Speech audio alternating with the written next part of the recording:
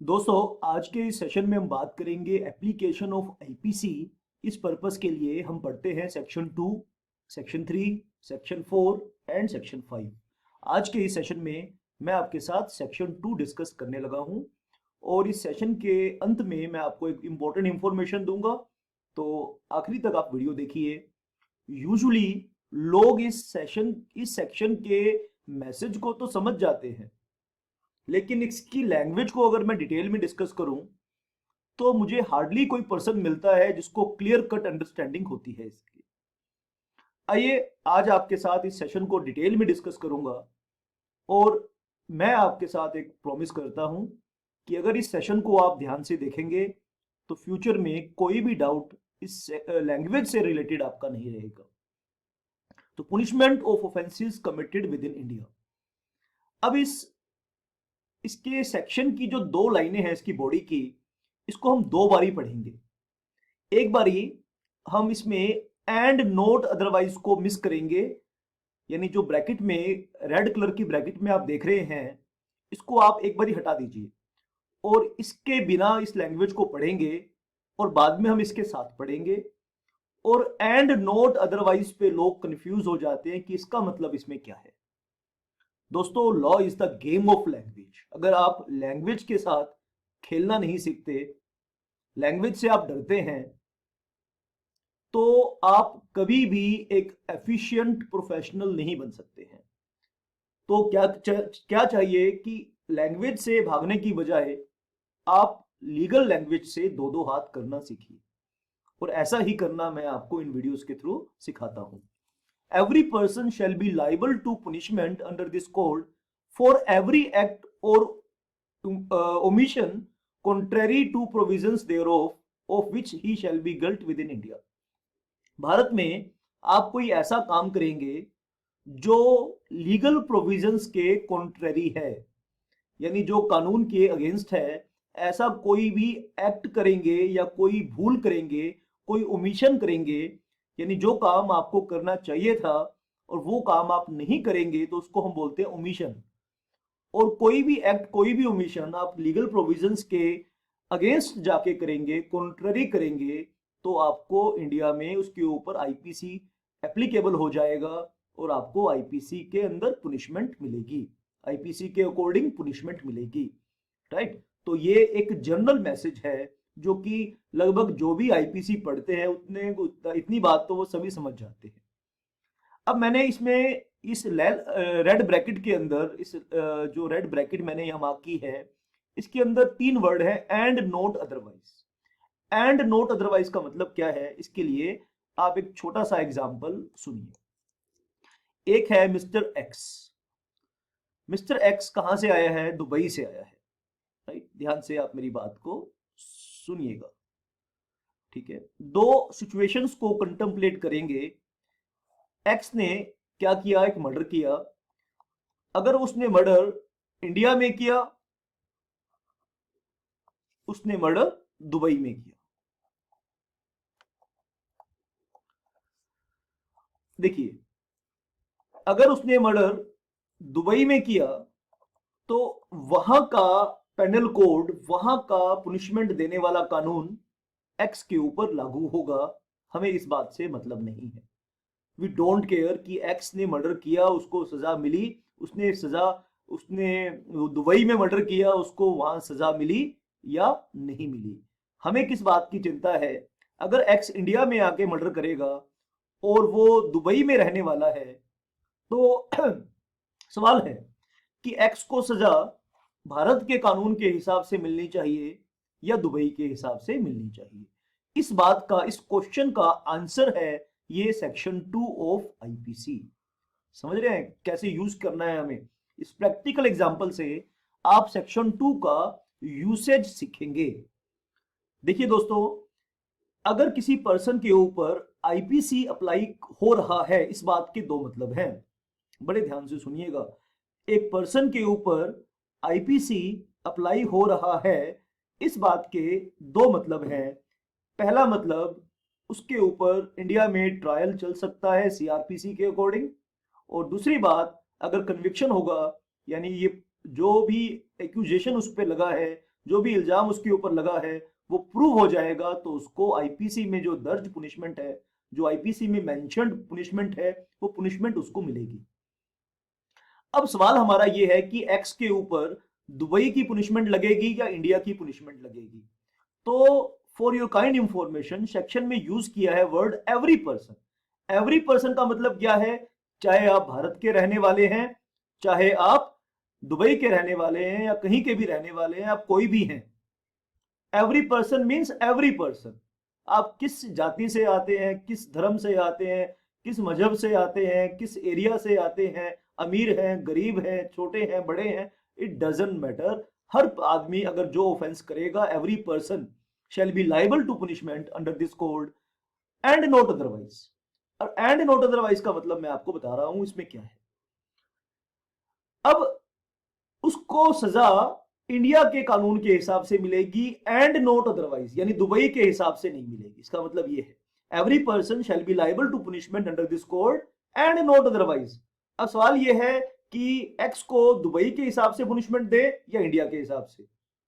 भाई अगर उसने ऑफेंस इंडिया में किया है, अगर विद इन इंडिया, यहाँ पे फोकस कीजिए, अगर ऑफेंस विद इन इंडिया किया है तो आईपीसी के अकॉर्डिंग पुनिशमेंट मिलेगी। यहाँ पे ध्यान से पढ़िए, every person shall be liable to punishment under this code and not otherwise. भाई एक्स इंडिया में आके अगर मर्डर करेगा या कोई भी ऑफेंस करेगा तो उसको सजा इंडियन कानून देगा, ना कि दुबई का कानून देगा। ये बात सेक्शन 2 आपको समझा रहा है। आइए सेक्शन 2 का फर्दर एनालिसिस करेंगे, लेकिन कुछ इसके ऊपर एग्जाम्पशन भी है। पहले सबसे पहले तो मैं इसकी एग्जाम्पशन बना देता हूं। यहाँ पे चलते चलते 3 एग्जाम्पशन है, ठीक है। अगर हम आईपीसी को इंडियन कॉन्स्टिट्यूशन के साथ और इंटरनेशनल जो स्टैंडर्ड्स ऑफ इंटरनेशनल लॉ हैं और कुछ हमारे बायलैटरल टाइप्स होते हैं कंट्रीज के साथ, उन सभी रूल्स रेगुलेशन का निचोड़ निकालूं तो 3 एग्जाम्पशन होते हैं। यानी इन 3 केसेस में आईपीसी को खुली छूट नहीं है इन लोगों को प्रोसिक्यूट करने की। पहला आर्टिकल 361 सबसेक्शन 2, इसमें प्रेसिडेंट या गवर्नर को इम्यूनिटी दी हुई है। यानी इसके ऊपर क्रिमिनल प्रोसीडिंग प्रेसिडेंट या गवर्नर के ऊपर किसी पर्सन की प्राइवेट कंप्लेंट पे, ठीक है, तो प्रेसिडेंट और गवर्नर के ऊपर प्रोसिक्यूशन नहीं चला सकते आप। तो इसके लिए सेक्शन आर्टिकल 361 आप ध्यान से पढ़िएगा।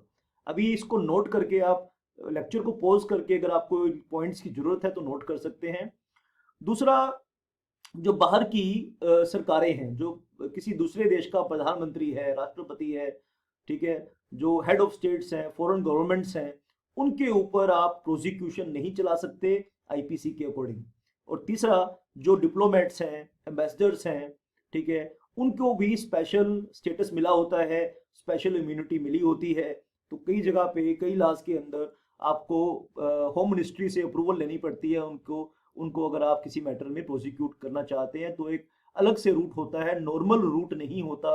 यानी जो नॉर्मल रूट है क्रिमिनल प्रोसिक्यूशन का, वो इन लोगों के ऊपर एज इट इज अप्लाई नहीं होता। इन लोगों को कुछ ना कुछ इम्यूनिटी दी जाती है।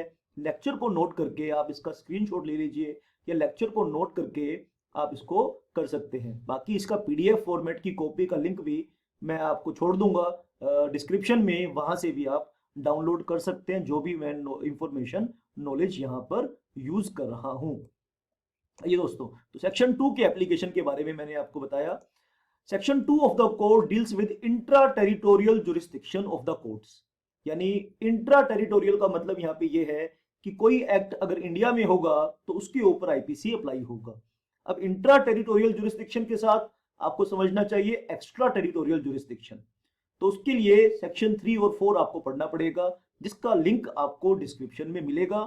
इसलिए इस वीडियो को देखने के बाद इंट्रा टेरिटोरियल जुरिस्डिक्शन और एक्स्ट्रा टेरिटोरियल जुरिस्डिक्शन में क्या फर्क है आप वो भी देख सकते हैं। This section declares the jurisdiction scope of operation of IPC to offence committed within India. ये बात मैंने आपको बताई। अब यहाँ पे द एम्फेसिस, फोकस कहां करना है? Every person. जब आप सेक्शन 2 पढ़ें तो एक तो एवरी पर्सन पर फोकस करिए। Makes it very clear that in terms of considering the guilt of any act और omission the law shall be applied equally without any discrimination. Every person का मतलब है कि आईपीसी इक्वली अप्लाई होगा, कोई भेदभाव नहीं करेगा, कोई डिस्क्रिमिनेशन नहीं करेगा किस ग्राउंड पर, किसी भी ग्राउंड पर, कास्ट के ग्राउंड पे, क्रीड के ग्राउंड पे, नेशनैलिटी, रैंक और स्टेटस के ग्राउंड पे। हाँ, राष्ट्रपति और गवर्नर्स के पास, फॉरेन डिप्लोमेट्स के पास और फॉरेन सॉवरेन्स के पास ये कुछ इम्यूनिटी है, कुछ प्रोटेक्शन है। जब आप आईपीसी को कॉन्स्टिट्यूशन ऑफ इंडिया के साथ, इंटरनेशनल लॉ के साथ पढ़ते हैं तो वहां पे उनको कुछ इम्यूनिटी मिलती है, लेकिन वो एक कुछ ही केसेस में है। अदरवाइज तो किसी भी ग्राउंड पर, चाहे इकोनॉमिक स्टेटस है, सोशल स्टेटस है, पॉलिटिकल स्टेटस है, किसी भी ग्राउंड के ऊपर कोई भी डिस्क्रिमिनेशन नहीं होगा। Where a crime under any provision of IPC is committed within territory of India, the IPC applies and the courts can try। अब क्या होगा, what is the effect of application of IPC? ठीक है, तो यहाँ पे मैं क्या बता रहा हूँ, इफेक्ट्स। यहाँ पे क्या बता रहा हूँ, इफेक्ट्स ऑफ एप्लीकेशन। अगर अगर आईपीसी अप्लाई होगा तो इसके क्या इफेक्ट होंगे, effects of application of IPC. ठीक है, where a crime under any provision of IPC is committed within the territory of India, the IPC applies and the courts can try. दो काम कर सकते हैं, courts can try and punish irrespective of the fact that the person who had committed the crime is an Indian national or foreigner। इससे बात से फर्क नहीं पड़ता कि एक्स दुबई में रहता है या इंडिया में रहता है, वो फॉरेन नेशनल है कि इंडियन नेशनल है, इस बात से फर्क नहीं पड़ता। ऑफेंस इंडिया में हुआ है तो ट्रायल भी इंडिया में चलेगा, पुनिशमेंट भी इंडियन लॉ के हिसाब से मिलेगी। ये सेक्शन 2 ऑफ आईपीसी आपको बताता है। तो मेरा ख्याल है कि अब आप इसकी लैंग्वेज से परेशान नहीं होंगे। कुछ लोग मुझको मैसेज करते थे एंड नोट अदरवाइज का मतलब क्या है। एंड नोट अदरवाइज का मतलब है कि एक्स के ऊपर इंडियन कानून लागू होगा, ना कि उसके देश का जहां से वो आया है। अगर वो कहता है कि हमें तो नॉलेज नहीं है इंडियन लॉ की, एक फॉरेन नेशनल कहता है कि हमें we are not suppose to know Indian law, हमें इंडियन लॉ की नॉलेज की हम बहाना बना सकता है क्या? वो नहीं। अगर आप इंडिया में हैं, इंडिया लॉ आपको अगर प्रोटेक्ट कर रहा है, ठीक है, अगर कोई फॉरेनर इंडिया में आया है तो क्या हमारा सिस्टम उसको प्रोटेक्शन नहीं देगा? बिल्कुल देगा। अगर वो ये कहे कि मैं इंडियन लॉ का ऑनर नहीं करूंगा, उसकी रिस्पेक्ट नहीं करूंगा, उसको ब्रीच करूंगा और फिर ये बहाना लगाऊंगा कि मुझे तो इंडियन लॉ को पता नहीं, तो उसके लिए लीगल मैक्सिमम यूज करते हैं, इग्नोरेंशिया जुरिस नॉन एक्सक्यूज एट। Ignorance of law is not an excuse. ठीक है बेटा, तो यानी कहने का मतलब ये है कि चाहे कोई भी पर्सन है, या फॉरेनर है या इंडियन है, उसके ऊपर इंडियन लॉ अप्लाई होगा ही होगा। That's it for this session. आपको वीडियो कैसा लगा आप कमेंट करके जरूर बताइएगा मुझे, और किस आईपीसी के और किस सेक्शन पर आपको वीडियो चाहिए आप वो भी बताना। इंपॉर्टेंट इंफॉर्मेशन ये बता रहा था मैं कि जब भी आप मेरा कोई वीडियो देखते हैं तो आप उसकी हेडिंग पे जरूर क्लिक किया करें। मैं उसके लिए आपको इंपॉर्टेंट नोट्स, इंपॉर्टेंट वीडियोस के लिंक्स और भी रिलेवेंट इंफॉर्मेशन और भी सोर्सेज आपको मेंशन करता हूं, जो कि मैंने ये वीडियो बनाने में यूज किए होते हैं। That's it for this session. Thank you very much for watching and listening. Love you all.